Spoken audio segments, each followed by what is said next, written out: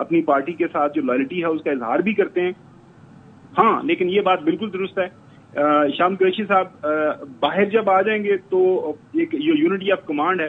جو ہم دیکھتے ہیں کہ مختلف ان کے لوگوں کے مختلف جو بیانات آتے ہیں اور مختلف جو پالیسی میکنگ سطح کے اوپر کوئی جو پوائنٹ آف ویو ہے, کوئی سٹینڈ ہے, اس کے اوپر پھر ایک مزید جو ہے کلیئرٹی آ جائے گی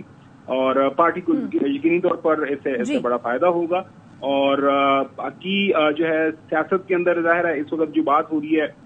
مذاکرات کرنے ہیں, پی ٹی آئی کو انگیج کرنے کی ضرورت ہے, پی ٹی آئی پارلیمان کے اندر موجود ہے, صوبوں کے اندر موجود ہے, تو پارٹی کو جو ایک آپ کہہ سکتے ہیں کہ ایک ایسی شخصیت اویلیبل ہوگی جس کے پاس دہائیوں کا تجربہ ہے, جس کے پاس مختلف پولیٹیکل پارٹیز کے ساتھ بھی انہوں نے کام کیا ہوا, خاص طور پر پیپلز پارٹی کے اندر عام عہدوں کے اوپر رہے ہیں. لہذا پی ٹی آئی کی جو انگیجمنٹ ہے ود ادر پولیٹیکل پارٹیز, آئی سی وہ آنے والے دنوں کے اندر اگر کوئی جینون جو ہے حقیقت کی بنیاد کے اوپر پیپلز پارٹی یا کوئی اور سیاسی جماعت ملک کے اندر مذاکرات چاہتی ہے, ملک کے اندر جو سیاسی درجہ حرارت ہے اس کے اندر وہ کمی لانے کی خواہش ہے, تو وہ شام قریشی صاحب اس پوزیشن میں ہوں گے کہ وہ انڈرسٹینڈ کر پائیں گے کہ یہ جو پیغام ہے مذاکرات کا, یہ کیا صرف جو ہے ٹائم بائنگ ٹیکٹس ہے, وقت گزارنے کی پالیسی ہے, یا پھر حقیقتاً جو ہے دوسری سیاسی جماعتیں کو بات چیت کرنا چاہ رہے ہیں. لیکن ایک بات کے اوپر میرے خیال میں پاکستان کے تمام جو سیاسی مبصرین ہیں, جتنے بھی لوگ بات کر رہے ہیں وہ یہی کر رہے ہیں کہ پاکستان تحریک انصاف ایک بڑی حقیقت ہے. بالکل, اور شاہ محمود قریشی کے آنے سے آپ کے خیال میں چیزوں میں کلیئرٹی بھی آئے گی اور بہتری بھی آئے گی. مہر بخاری صاحبہ, ابھی تھوڑی دیر پہلے قانونی ماہرین جب ہم سے گفتگو کر رہے تھے اور جب ان سے سوال کیا کہ کیا یہ کیس اب مکمل طور پر ختم ہو گیا, تو ایک آپشن سپریم کورٹ میں اپیل دائر کرنے کی بھی رہتی ہے. واٹ دا انسٹنکٹ سیز یا وائب سیز کہ آپ کو لگتا ہے کہ کیا حکومت ایسا کوئی قدم اٹھائے گی یا اب یہ کیس واقعی اب ختم ہو جائے گا؟ اٹھانے کو تو اٹھا بھی سکتے ہیں, مگر سپریم کورٹ میں پہلے بھی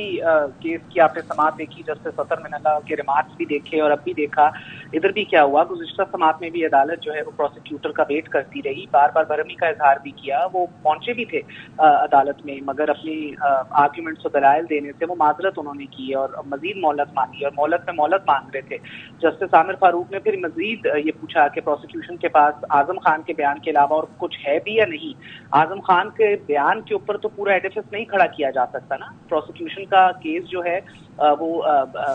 بہت بہتری آ سکتی تھی, اس میں کلیئرٹی آ سکتی تھی اگر سائفر پروڈیوس کر دیا جاتا, مگر جب سائفر ہی عدالت میں نہیں پیش کیا گیا اور اس پر پروسیکیوٹر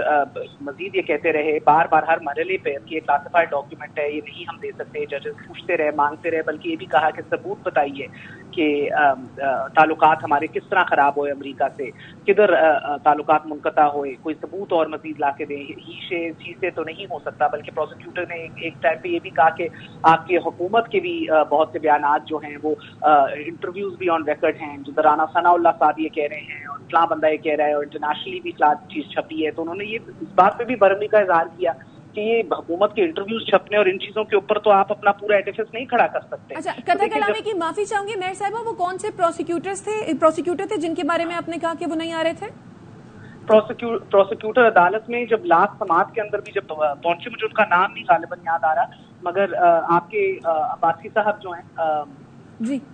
عباسی صاحب آپ کے لیڈ پروسیکیوٹر اس میں رہے ہیں. He was out of the country for a while. اس کے بعد جب واپس آئے ہیں, ان کے ساتھ جو ان کی ٹیم کے ممبر تھے وہ پیش ہو رہے تھے, پھر عباسی صاحب بھی خود بھی پیش ہوئے, ان سے بھی یہ بات پوچھی گئی تھی. مگر بہرحال دیکھیں, دا ہول پرابلم از کہ کلاسیفائڈ ڈاکیومنٹ آپ کہتے رہیں گے, اگر یہ پروڈیوس نہیں کریں گے تو ججز تو مطمئن ہوتے نہیں دکھائی دے رہے. اگر اس کو مزید ایکسپلور کرنا ہے حکومت نے, آئی تھنک دے کین, مگر مجھے لگتا ہے کہ اب اس کے اندر بہرحال کوئی اب مواد رہا نہیں ہے. صحیح. مہر ساتھ